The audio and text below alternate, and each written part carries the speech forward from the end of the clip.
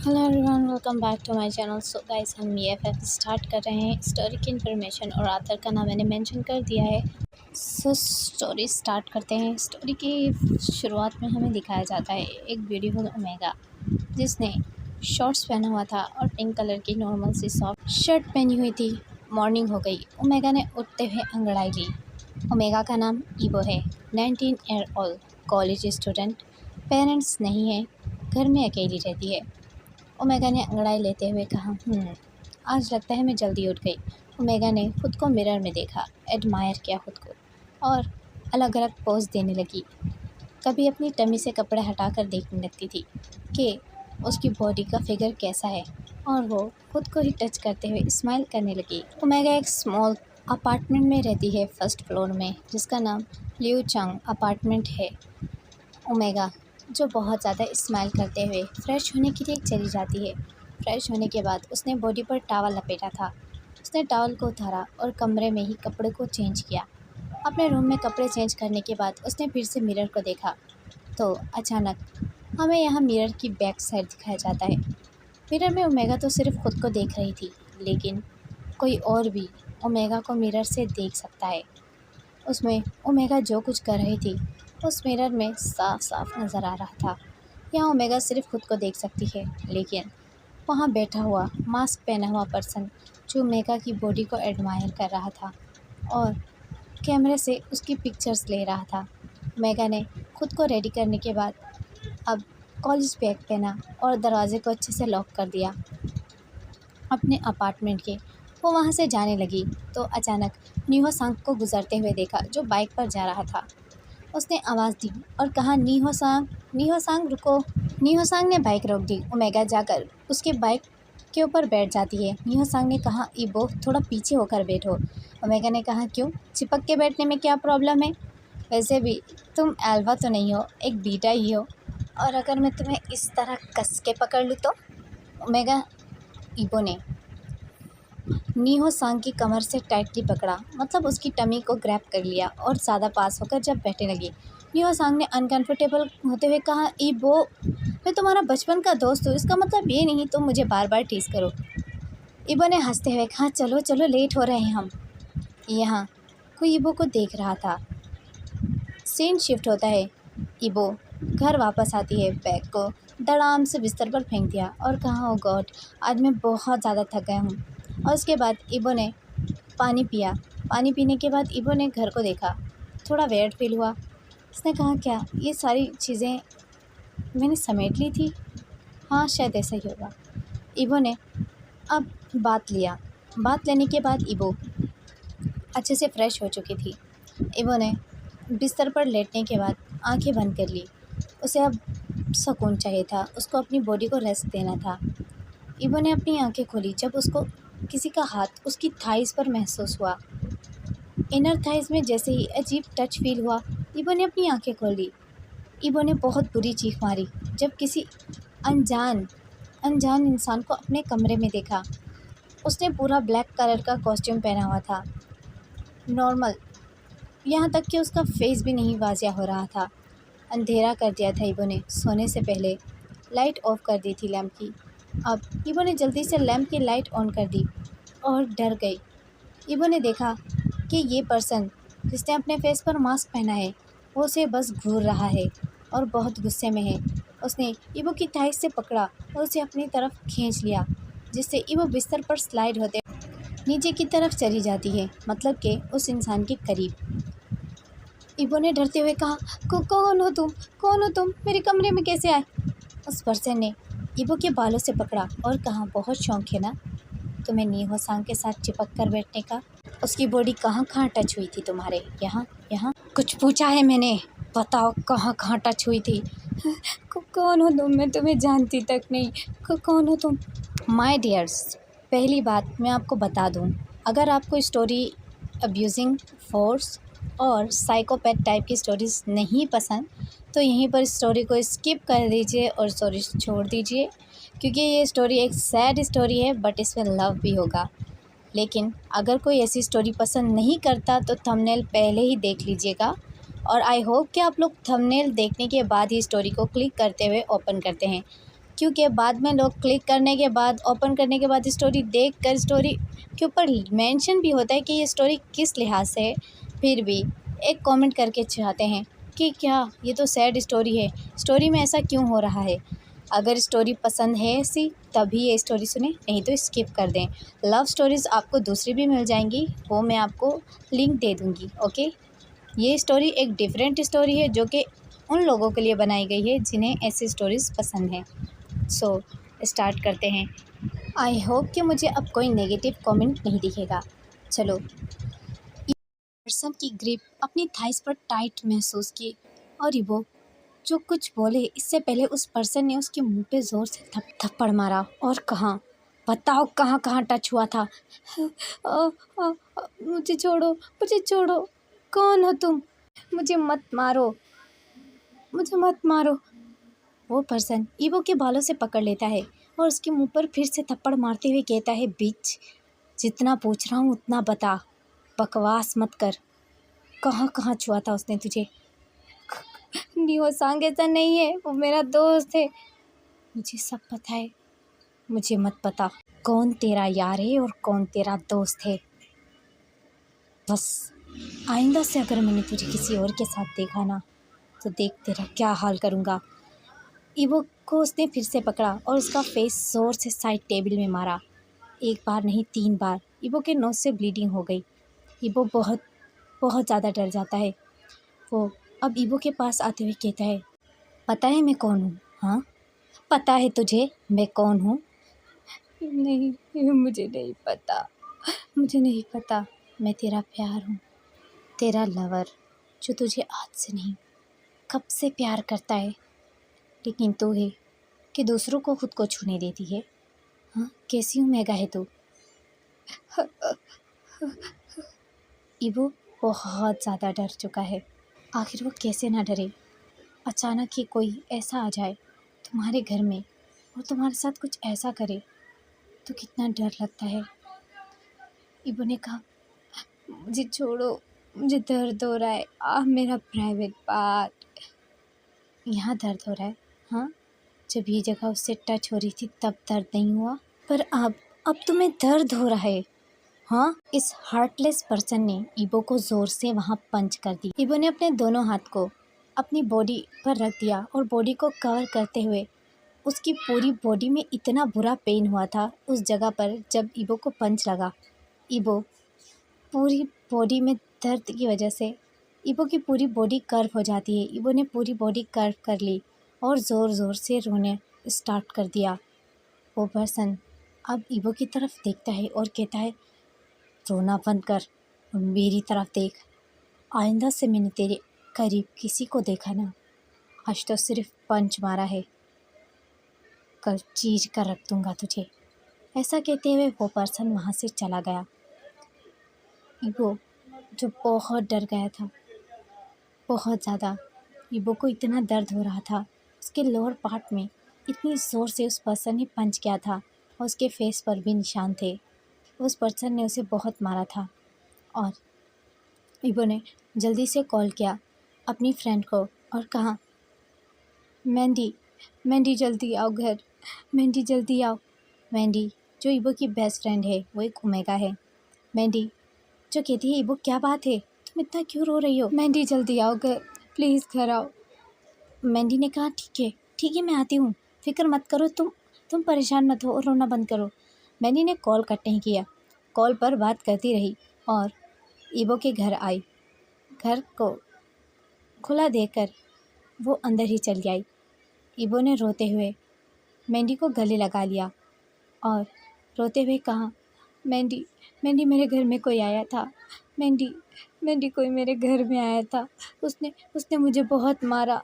उसने कहा कि वो मेरा लवर है, अगर उसने मुझे किसी और के साथ देखा तो वो मुझे फिर मारेगा।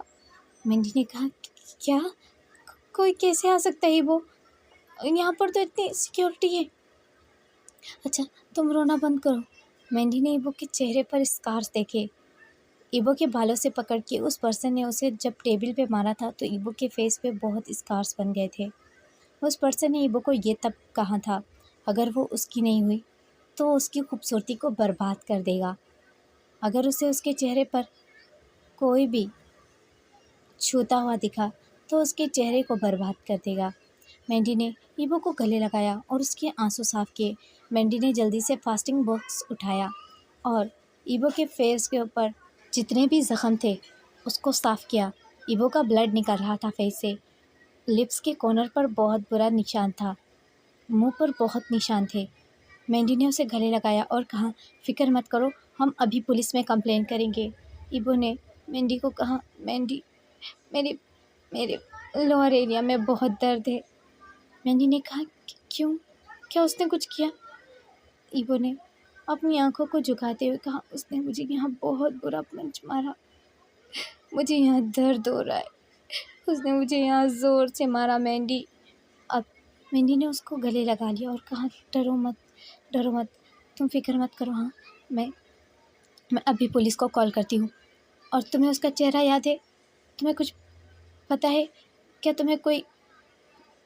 ईवो ने कहा, मैंने उसका चेहरा नहीं देखा, उसने फेस पर मास्क पहना था और उसने कहा वो फिर आएगा। मैंडी, मुझे बहुत डर लग रहा है मैंडी, अगर वो आ गया तो। जस्ट रिलैक्स, कुछ नहीं होता, सब ठीक हो जाएगा, कोई नहीं आएगा, मैं हूँ ना। रोना बंद करो। मैंडी जो कहती है, तुम अब ठीक हो? मैंडी ने उसे कुछ पेन किलर्स दी और गर्म दूध करके दिया। मैंडी को ईवो ने कहा, मैंडी प्लीज़ प्लीज़ मेरे घर रुक जाओ, मुझे अकेला नहीं रहना यहाँ, क्या तुम मेरे घर रहना रुक जाओगी मेरे साथ? मैंडी ने कहा, ईवो अब मुझे बहुत काम है, मुझे माफ़ करना, मैं तुम्हारे घर नहीं रुक सकती। मैंडी मुझे अकेला मत छोड़ो, मैंडी मुझे बहुत डर लग रहा है, प्लीज़। मेरे पास कोई बेस्ट फ्रेंड नहीं है मैंडी तुम्हारे सिवा, और निहो-सांग अल्फ़ा है, मैं उसे। निहो-सांग का नाम लेते ही उस साइकोपैथ की बात ईवो को याद आई।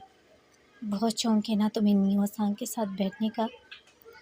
ईवो के दिमाग में जैसे ही ये आवाज़ गूंजती है, ईवो डर से कांपते हुए ईवो ने कहा, मैंडी मैं किसी को घर में नहीं बुला, लेकिन तुम तो मेरी बेस्ट फ्रेंड हो और तुम ओमेगा हो, हम दोनों एक साथ रह सकते हैं। मैंडी ने कहा, ईवो मुझे माफ़ करना, मुझे जाना होगा। मैंडी उसे अकेला छोड़कर चली गई। मैंडी जा चुकी थी और ईवो, जिसकी आंखों में आंसू थे, ईवो ने उठकर दरवाजे को बंद किया, खिड़कियों को बंद किया, यहाँ तक कि ईवो का चलना मुश्किल हो गया था उस चोट की वजह से, जो चोट उस हार्टलेस और साइकोपैथ ने उसे दी थी। ईवो के प्राइवेट पार्ट में बहुत दर्द हो रहा था। ईवो ने अब फ्रिज में से आइस क्यूब निकाला और उसने उस आइस क्यूब से उस जगह को देखा जहाँ पर पूरी स्वाइलन हो गई थी। ईवो की बॉडी स्वाइलन हो गई थी वहाँ से, और ईवो ने वहाँ पर आइस क्यूब लगाया। ईवो को बहुत दर्द हो रहा था, ईवो बहुत डर गया था। ईवो ने पुलिस को कॉल कर दिया। पुलिस ने छानबीन की और ईवो से कहा, पहली बात तो यहाँ पर जितने भी आसपास कैमरास हैं उसमें किसी पर्सन को भी कैमरा ने शूट नहीं किया, और दूसरी बात, आपके घर में कोई आया और आपको पता ही नहीं चला। क्या आपके अलावा कोई आपका बॉयफ्रेंड या? ईवो ने कहा, नहीं, मेरा कोई बॉयफ्रेंड नहीं है, और मैंने आज तक किसी को अपने घर की चाबी नहीं दी। पुलिस ने ईवो पर शक करते हुए कहा, तुमने कहा कि तुमने आज तक किसी को अपने घर की चाबी नहीं दी, बिना गेट खोले कोई अंदर कैसे आ गया? ईवो ने कहा, मुझे नहीं पता, मैंने जब अपनी आंखें खोली तो वो सामने खड़ा हुआ था और उसने मुझे मारा। किस बात पर मारा उसने आपको? ईवो ने पुलिस को सब बात बता दी। पुलिस ने कहा, लगता है वो तुम्हारा कोई एक्स है। ईवो ने कहा, मेरा एक्स नहीं है कोई भी, मेरा कोई एक्स नहीं है। तो कोई ऐसा जो तुम्हारे पीछे पड़ा है, तुमसे प्यार करता है, कुछ भी तुम्हें याद है तो उसके बारे में बताओ हमें। ईवो ने कहा, नहीं, आज तक कोई भी पर्सन ऐसा नहीं मिला जिसने मुझे प्रपोज किया हो या कुछ भी।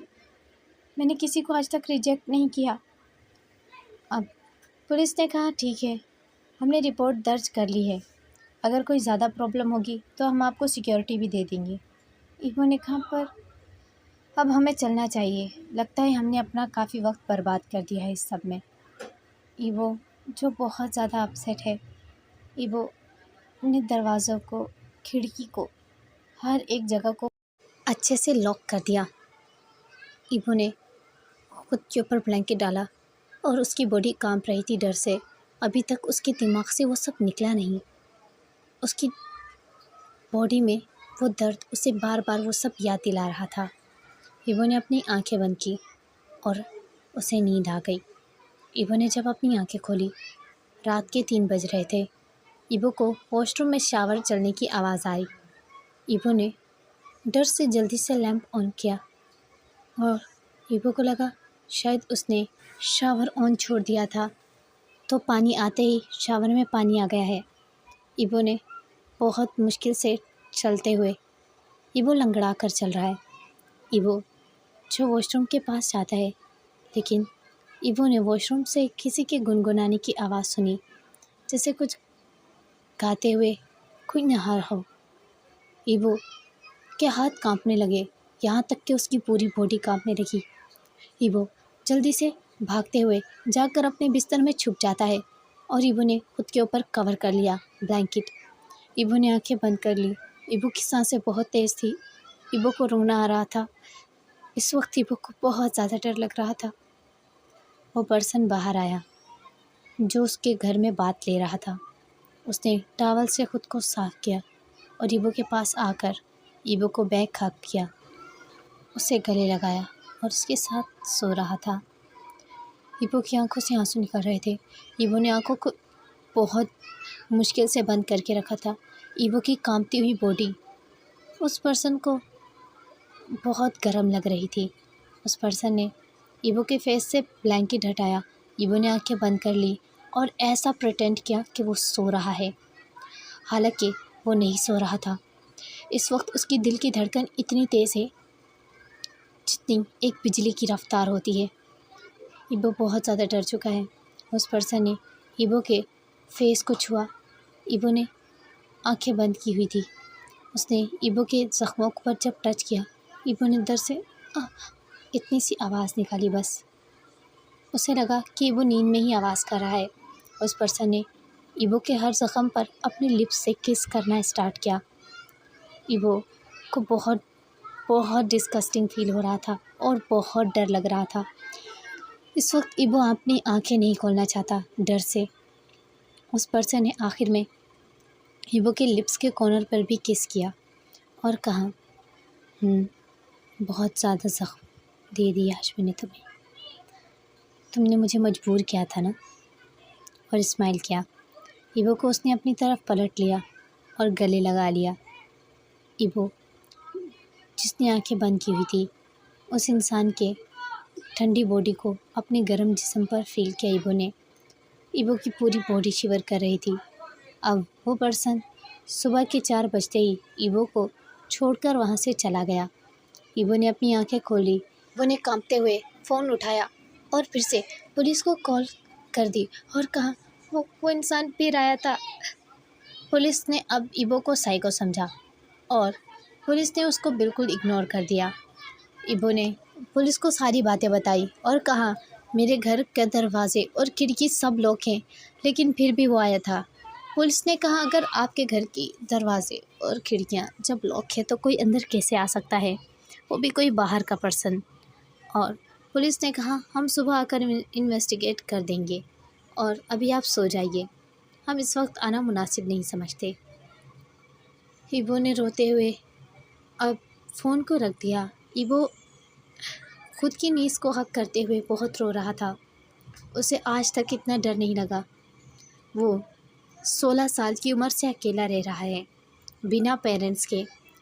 16 साल की उम्र में ही उसके पेरेंट्स ने उसे छोड़ दिया था डिवोर्स के बाद, और उसकी माँ ने दूसरी जगह शादी कर ली और बाप ने दूसरी जगह। उसके बाद ईवो के पेरेंट्स, जो कि हमेशा उसको मंथली पेमेंट देते थे ताकि वो अपनी अच्छी लाइफ जी सके, उसके पेरेंट्स में से किसी ने उसे इग्नोर नहीं किया था, बस वो साथ नहीं रहे थे। ईवो जो अपनी मॉम को फ़ोन करने का फ़ैसला करता है। ईवो ने कहा, मॉम मॉम क्या आप मेरे साथ आकर रह सकती हैं? उसकी मॉम ने कहा, हनी मुझे माफ़ करना, मैं थोड़ा बिज़ी हूँ अपने हस्बैंड के साथ, तो मैं नहीं आ सकती। ईवो उससे पहले कुछ बोले तो उस वुमेन ने फ़ोन काट दिया। ईवो अब अपने डैड को कॉल करता है तो उसके डैड के दूसरे बेटे ने फ़ोन उठाया और कहा, ओह तो तुम मेरी स्टेप सिबलिंग में से हो। सुनो, अगर तुम्हें इतना डर लग रहा है तो तुम मुझे बुला लो, मैं एक अल्फ़ा हूँ, तुम्हारा डर कम हो जाएगा। उसने कुछ ऐसी बात की थी जो नामुनासिब थी और ईवो को बहुत गुस्सा आता है। उसने एक ऐसी बकवास कर दी थी, हालांकि वो ईवो का स्टेप ब्रदर था। और ईवो ने कॉल कट कर दी। ईवो जानता था कि कोई भी इस वक्त उसका साथ नहीं देने वाला। ईवो ने अब रोते हुए खुद को कोसते हुए कहा, काश मैं मर जाता, बट आपने मेरे साथ ऐसा क्यों किया? लोगों के पेरेंट्स कितने अच्छे होते हैं, मेरे पेरेंट्स ऐसे क्यों हैं जो मुझे इस वक्त भी अकेला छोड़ रहे हैं जब मुझे उनकी बहुत ज़्यादा ज़रूरत है। ईवो बहुत रो रहा था। ईवो ने आंसू साफ किए और कॉलेज का टाइम हो गया। ईवो ने जल्दी से अपना बैग उठाया। आज उसने बिल्कुल भी खुद को रेडी नहीं किया। वो बस कपड़े चेंज करने के बाद मुंह को धोते हुए कॉलेज चला जाता है। ईवो बहुत डरा हुआ है। कॉलेज में वो सारा दिन डिस्टर्ब रहा जब लोगों ने उससे पूछा कि तुम्हारे फेस पर ये स्कार कैसे हैं। ईवो ने फाउंडेशन से अपने स्कार्स भी नहीं छुपाए थे। ईवो इतना डरा हुआ था कि वो बस अपने घर रहना ही नहीं चाहता।